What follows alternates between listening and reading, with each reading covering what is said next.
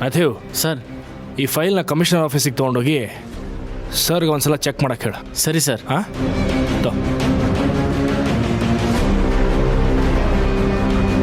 ಏ ತಂಗ್ಯವ್ವ, ಬಾವಾ. ಅಣ್ಣ, ನಿನ್ನ ಹತ್ರ ಸ್ವಲ್ಪ ಮಾತಾಡಬೇಕಿತ್ತು. ಅದಕ್ಕೇನಂತ, ಕೂಡು. ಇಲ್ಲ, ಪರವಾಗಿಲ್ಲ. ಅದು ಹಾಂ, ಅವತ್ತು ನನ್ನ ರಾಮ್ ಬಗ್ಗೆ ನಿಮ್ಮ ಹತ್ರ ಹೇಳಿದ್ದಲ್ಲ ಸುಳ್ಳು.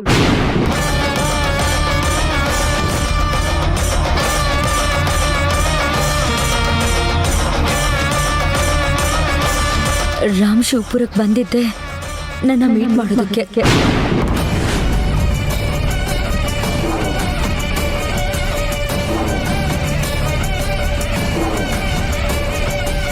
ಏನು ಹೇಳಕತ್ತಿ ತಂಗ್ಯವ್ವ?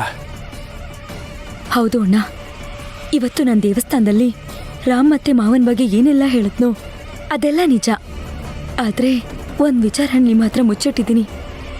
ಆದರೆ ಅದೇನು ಅಂತಂದ್ರೆ, ಏನು? ಪ್ರಮಾಣ ವಚನದ ದಿನ ರಾಮ್ ಬರೀ ನನಗೆ ಫೋನ್ ಮಾಡಿರ್ಲಿಲ್ಲ, ನನ್ನನ್ನು ಮೀಟ್ ಕೂಡ ಮಾಡಿದ್ದ.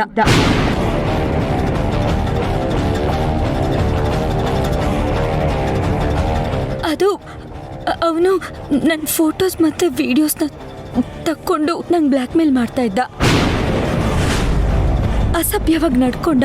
ನನಗೆ ಗಾಬ್ರಿಲ್ ಏನ್ ಮಾಡ್ಬೇಕು ಅಂತ ಗೊತ್ತಾಗ್ದೆ ಅವನ್ನ ತಳ್ಬಿಟ್ಟು ಫೋನ್ ಕಿತ್ಕೊಂಡು ಓಡ್ ಬಂದ್ಬಿಟ್ಟೆ. ಅದಾದ್ಮೇಲೆ ನಾನು ಅವನ್ನ ನೋಡ್ಲೇ ಇಲ್ಲ.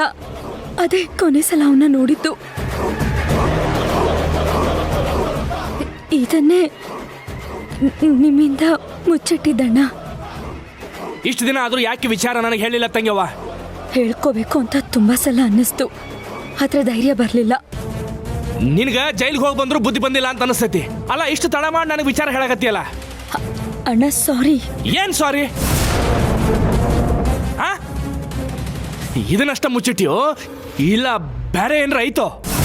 ಇಲ್ಲ ಅಣ್ಣ, ಇದೊಂದೇ ವಿಷಯ ನಾನು ನಿಮ್ಮ ಹತ್ರ ಮುಚ್ಚಿಟ್ಟಿದ್ದು, ಬೇರೆ ಏನೂ ಇಲ್ಲ. ನಿನ್ನ ಮೇಲೆ ನನಗಿನ್ನೂ ನಂಬಿಕೆ ಬರುವಲ್ತು ಜ್ಯೋತಿ.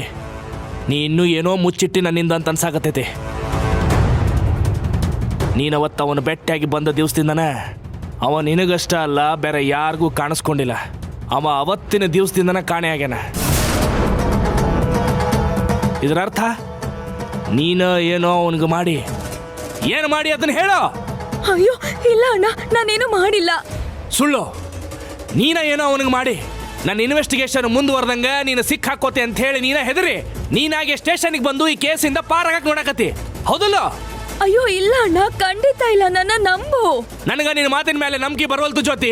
ನೀನು ಅವನ್ನೆಲ್ಲೋ ಮುಚ್ಚಿಟ್ಟಿ ಏನ್ ಮಾಡಿ ಹೇಳೋ. ಅಯ್ಯೋ ಇಲ್ಲ ಅಣ್ಣ, ನಾನೇನು ಮಾಡಿಲ್ಲ, ನನ್ಗೇನು ಗೊತ್ತಿಲ್ಲ. ಏನ್ ಮಾಡಿಲ್ಲ, ನನ್ನ ನಂಬು. ಏನ್ ಮಾಡಿ ಹೇಳೋ.